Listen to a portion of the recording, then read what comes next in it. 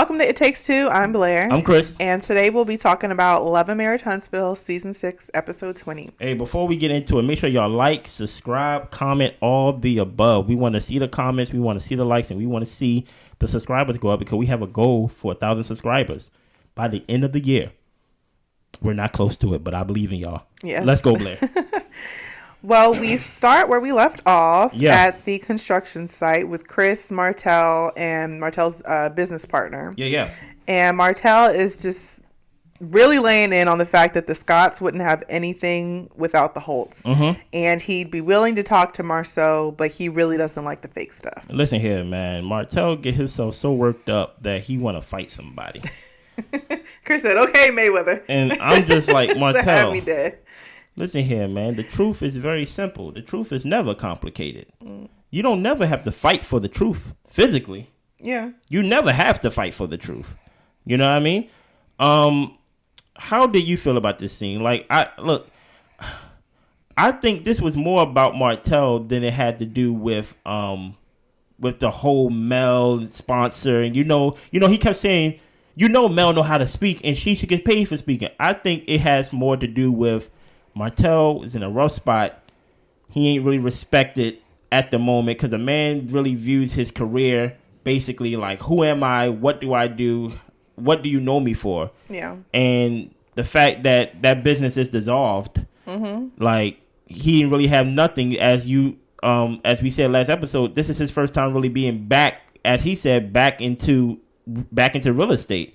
So I thought that was more about Martell and his self-esteem and his ego. What do you thought it was about? Yeah, I would say the same. I don't know why he'd be going in so hard to have Mel's back when he literally dogged her out the worst out of everybody. I mean, it's like the strangest thing, and you got her in court to take her kids from her. Oh my gosh. So you over here talking about, they playing with the Holt's name and Mel is all of these great things. Like, do you know that? You know? So I don't know. Like Martell, like I kind of listened to him with like one ear and the other ear turned off because I'm just like, he just doesn't make sense to me. And then the whole thing about like, the Scotts wouldn't be where they're at without the Holts. The Scotts wouldn't be where they're at without Mel. Wow. Maybe, Melody Holt was her name at one point. So, yeah, but I mean, she's the one who had all the credentials to get the work done. Maybe it was like Martell and Marsau's friendship that really helped with the bond or whatever the case. That's fine. But I think Martell gives himself too much credit. Yeah. Well, let's move on. Moving on, the girls have, Tisha's girls have their product line, and she is setting up an assembly line for them to package their products. The girls are 11 and 7, and the mom is just trying to instill in them some work ethic and some entrepreneurship. So when they get older, by the time they're their parents' age, they will be set, good to go, and be able to tackle anything, which was great to see. Marsau comes in and he's starting to try to fix and change things up because he knows what's best. Yes. And then he says that he wants the kids to be focused on doing the work, not being distracted or whatever the case. And Tisha is trying to take baby steps with them and to try to keep it somewhat fun to keep them interested. And I would agree with that. I mean, you got to hold the kids' attention and you got to keep it interesting. Facts. They're not just little workers. Anyway, we get to talking about, so Tisha received a flashback to where she met up with Stormi and had a talk with her. Tisha did say that Stormi calling her husband the B word was disrespectful. I mean, thank you, Tisha, for finally saying something. Yeah. And Marsau thinks that, you get the energy you give. That Stormi set the tone the way that she came into the meeting. Yeah. And he just responded. Facts. Tisha said she likes Stormi and would like Marsau to try to change what he would do, take a little bit of ownership of his part. And he wouldn't do anything differently because he didn't think he did anything wrong. I understand. And he would do it again in the future. I understand. And his point was that he's never attacked a woman in business. He's talked about how he feels women in relationships and family roles. But when it comes to business, like, he doesn't think of gender in any type of way. Listen here, man. Tisha, this is why people feel the way they feel about you at certain times. And even when I watch this whole season, I have those old Tisha moments. This was one of those old Tisha moments to where dropped my head and hunched my shoulders and was like, "Oh, Tisha, this woman called your man the B word to his face, and then said, do you want me to stop calling him the B word?" And she asked first. She said, "Did that offend you? Were you even going to bring it up?" No, she wasn't. And then you got the nerve to listen to this crazy lady talk about, well, you know, I've been a B since I was 4 years old. Honestly, I don't even know what that means. Exactly. I don't even know what to do with that information. Like, why would you say that about yourself? I'm not even going to blame Tisha for not. I'm not even going to blame Tisha for not even saying that at that moment, because I wouldn't have said anything either. I just would have been like, okay. I'm like, lady. she just throwing random facts at me now. But for you to say, but I like Stormi, what do you mean you like Stormi? Mm-hmm. Like, what? She called your man a B. And then Tisha, she's talking to Marsau, and she's like, and you don't really care, like, how you act, like, if that affects the relationship I have with the ladies. Tisha, Stormi called him a B. What do you mean how he acts affects the relationship? How they act and the names that they call your husband should dead the relationship in my whole eyes. Time. But you still like her, and it's Marsau who's messing up y'all's friendship. And then she's like, come on, bro. Can you take ownership of, like, your part?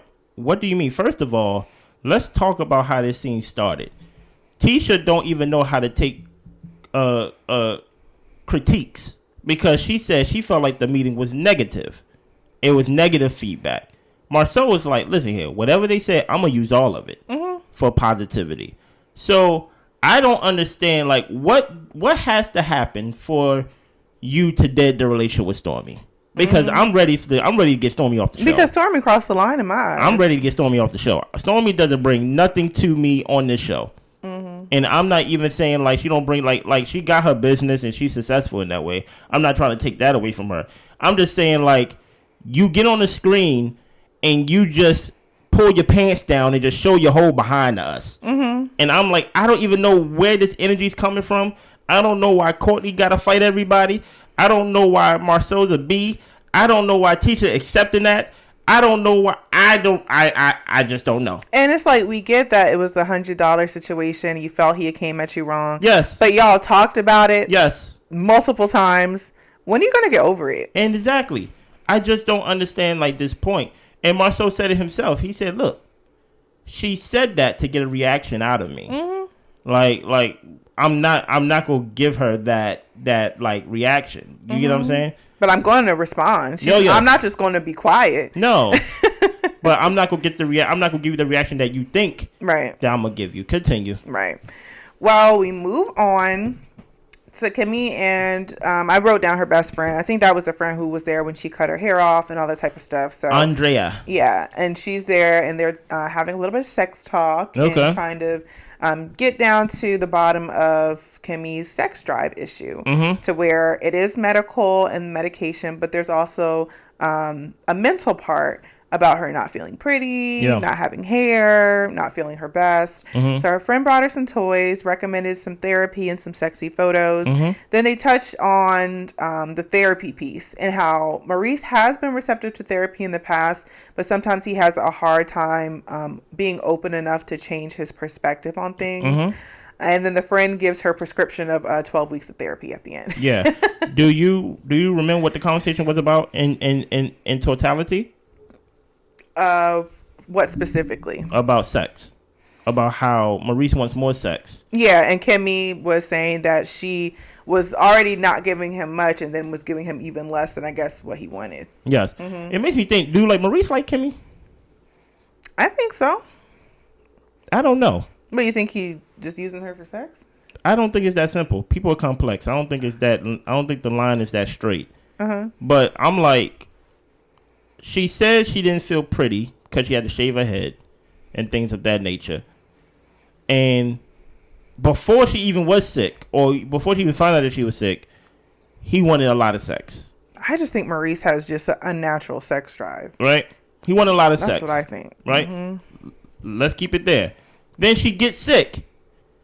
And then he's like, okay, when am I going to get, when am I going to get sex?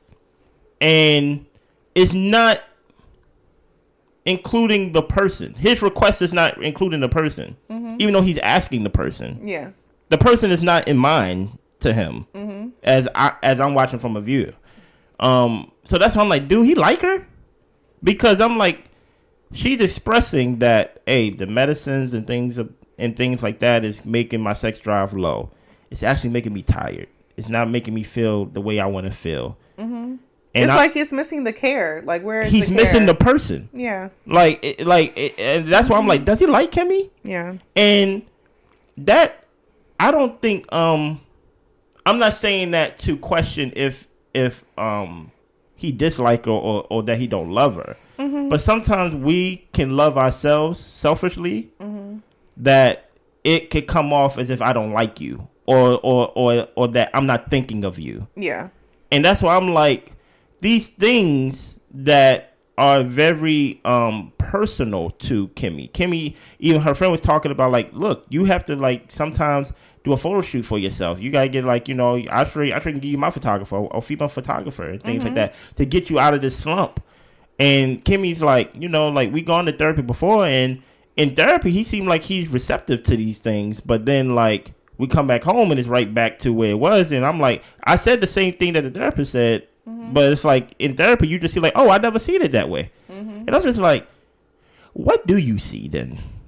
And I'm like, if he only sees himself and his wants and what he needs, I'm like, you can miss the person a lot of times that you're with. Yeah. And it can come off as if you don't like me, because I'm battling with my own self-esteem or my own demons, quote unquote, and you're just like, well, can you at least ask the demons when they gonna be done so I can get some little booty? It's wild. Yeah. But I'm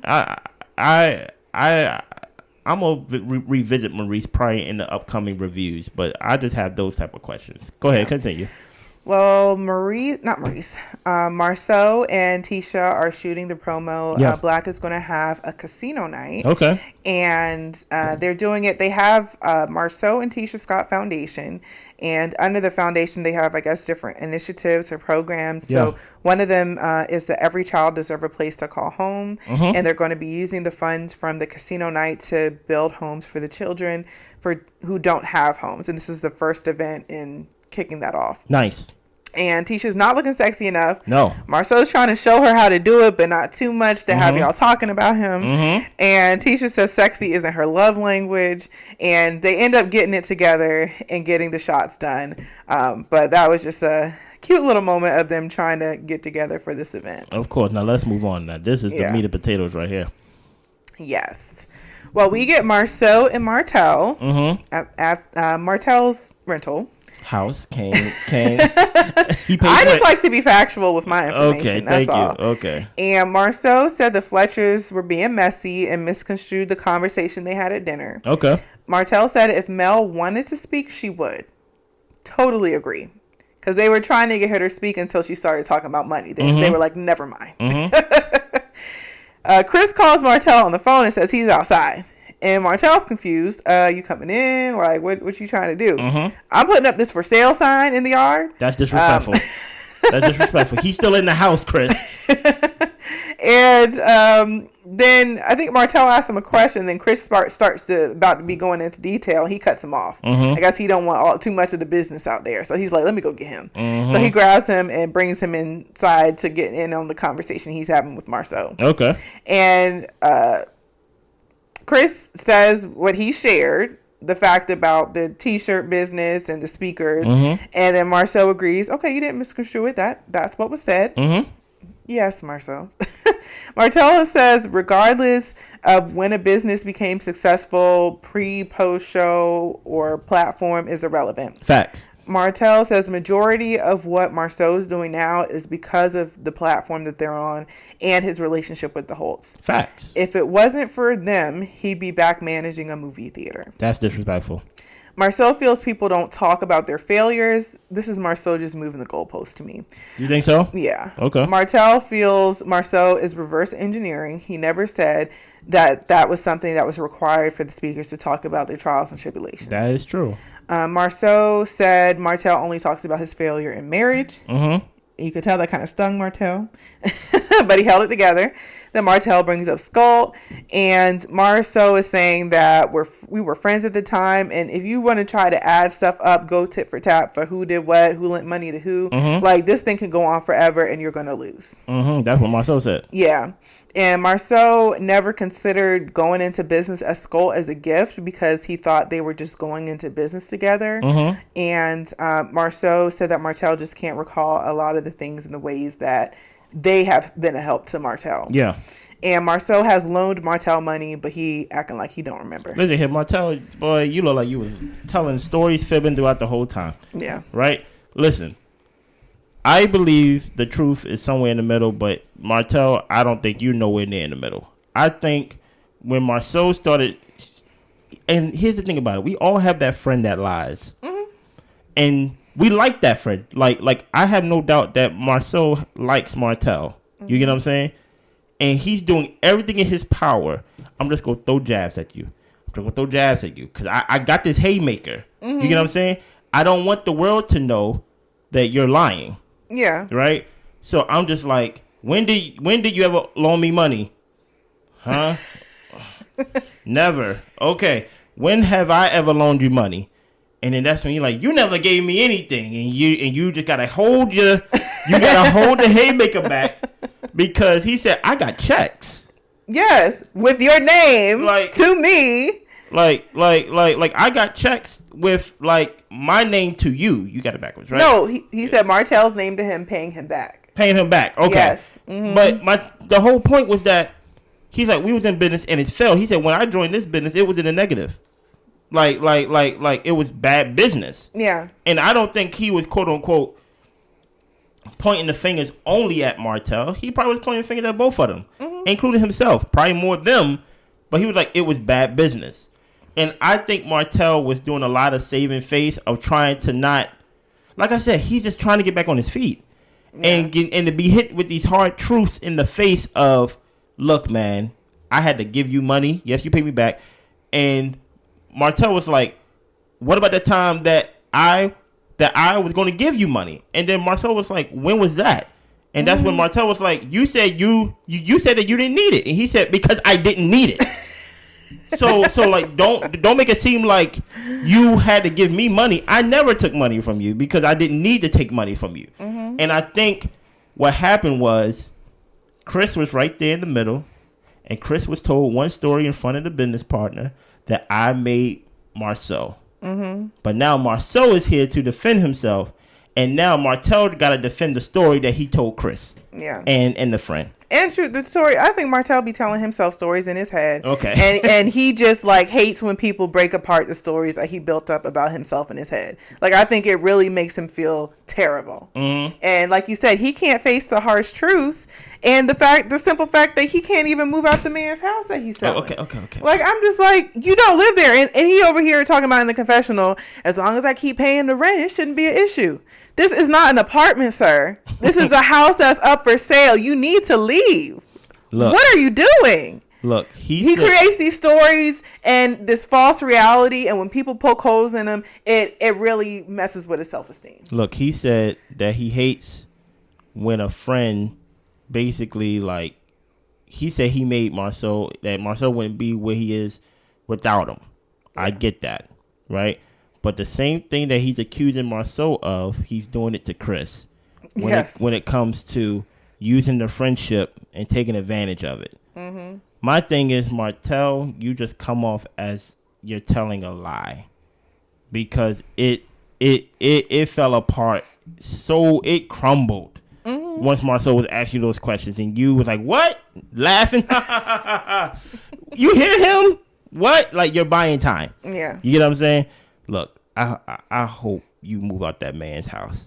Okay. I don't want to see, and he's putting the responsibility on Chris. He said, "Well, if you want me out, find me another house." I'm like, man, it must be. I don't know why he can't get an apartment. It must be hard because he got kids. So, and then on top of that, he owned the house, so he's like, I'm not. When you own the house, going back to an apartment is hard. You know what I'm saying? That's the reality of your situation, buddy. He should be at his mama's house. In all honesty, why are you making him a bum? Like, why I you ain't making him nothing. No, why are you making it seem like he got obviously he got money to pay the rent of this house, so he's not a bum. He has income. He don't have the same income he had with Mel, but he have income. Let's not do that to Martell. Look, there's a lot of things that he does to himself, but we ain't gotta make it seem like the boy is under the bridge. We don't gotta make it seem that way. I didn't say that. I said if he can't find he can't find a place to live, then he need to go stay with his mom. For you said bit, back so he can find a this place. grown 40-some-year-old man should be living with his mama until he can find a place to live. That is not his house. It's not, and he over here talking about he can't find one. Well, guess what? At the end of the day, Chris still can't get him out the house. He's telling him to leave, and he still can't get him out. Chris trying not to call the cops on him. Okay. He's trying his hardest. We'll see. Let's move on. Yeah, well, Melody and Keke meet up, and Melody's asking Keke how she's been doing. Yeah. She wasn't at the baby reveal. Of course not. And Keke just makes it clear, I ain't hiding my face from nobody. I really haven't been feeling well. I went to the doctor. They have to run some more tests. I don't believe you. But right now, I'm feeling pretty good. Mel I don't believe you. Talks about the town hall meeting and the tension between Stormi and Marsau, and Keke was saying that before the money, Marsau was different, and his disregard for others came after the fact. And Keke, now she feels that her and Tisha, their relationship is moving backwards. Yeah. And Keke brings up a rumor that Marsau and a lady had an affair and that he ended up having a threesome with some women. Man, she pulled that from her behind. I don't know where she pulled that from. I'm like, where did that come from? Why did that have to be brought up? Keke, we're trying to figure out what's going on with you. I'm not even trying to figure that out. I am. I'm not. Listen here. My thing is, Melody, you have a problem. You have a problem in believing and befriending liars. You was married to one, and now you friends with Keke, and she's lying to your face. Very much so. And granted, I understand this whole relationship between you and Keke came across like, you know, like you really wanted to get back at Tisha to make her mad, invited her over, but didn't invite Tisha over. That's seasons ago. I understand the even foundation of this friendship is fraud. Yeah. You get what I'm saying? So the fact that you over here as if you're like I'm your only true friend, with really the whole reason of how it all started was really to be passive aggressive to somebody else. But I'm moving on. Yeah. Right? Listen, Keke's lying to your face. Because, like, what you mean, you don't know nothing about this man, first of all. This is not your husband. You get what I'm saying? Keke, you have a husband. Why don't you show us your life? Good question. Like, and you a main character, too. So, you won't be after this season. I'll tell you that right now. Like the first, like you over here talk about the stomach problems you have and things like that. You've been in and out the hospital, and listen, it's the eyes. You gotta watch her eyes when she talks. I know when the people eyes like that, it's like they're using the eyes to try to drive the story. Like, please believe me. Yeah. And I'm like, yo, she's lying to you, Melody, and you're just like believing it, reacting to it, and I'm just like, that's how she fell in love with Martell. She be loving, charisma. She be loving and be having compassion for these people. And I'm like, Melody, what did this guy do anything? It really has nothing to do with anything. To Blair's point, Blair feels probably the same way as everybody else feels. What happened in that Costco? Exactly. Do y'all still got the lock? Like, I want to know what's going on. And she said she can't talk about the case. Okay. Well, tell me about what happened earlier in the day. Did you run out of milk? Did you have to go to a store? Like, I'm just trying to figure out the order of events. Don't talk to me about what happened in the store. Just tell me about you. I don't know nothing about Keke. I really don't. Yeah, take us on a date. Like, when we went to sit with her husband and stuff like that, and when he was cooking and stuff, I mean, even the way she was talking to her husband was to me, is trying to convince him, like, there's something wrong with me. There's something wrong. And he was just like, if you stop ordering this Chinese food at midnight every night, I'm just like, Keke, where... Are you okay, Keke? I'm just like, exactly. All Keke has to talk about is Marsau and Tisha. And to me, that's not a good storyline. No, it's not. And what do you mean, like, the relationship of y'all moving backwards? For one, she called you when things happen. Oh, but you gonna give her you will give her flack because she called last compared to everybody else. But like I said, last season you didn't even show up to her key of the city or like homecoming thing. In basically in that part of Alabama. So it's like y'all not being on the same accord is normal. So like you saying that our relationship, I feel like we're moving backwards. How is that any different from last season, the season before that, the season before that? y'all always had some type of like up and down relationship where y'all cool and y'all not cool, y'all cool and not cool, and y'all just neutral. Mm-hmm. But for you to throw out that like Marsau had a threesome with another, it's like an out of left field attack. It's like that was a Hail Mary. I don't even know what was the point of that. Yeah.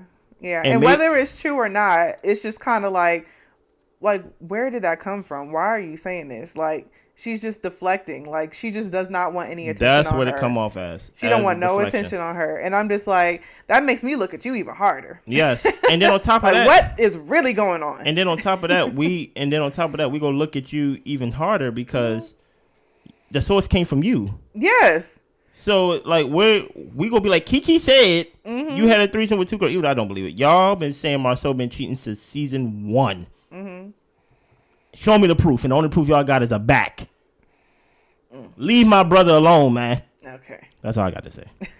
Anything else, Blaire? That's all. Y'all be good, man. Bye.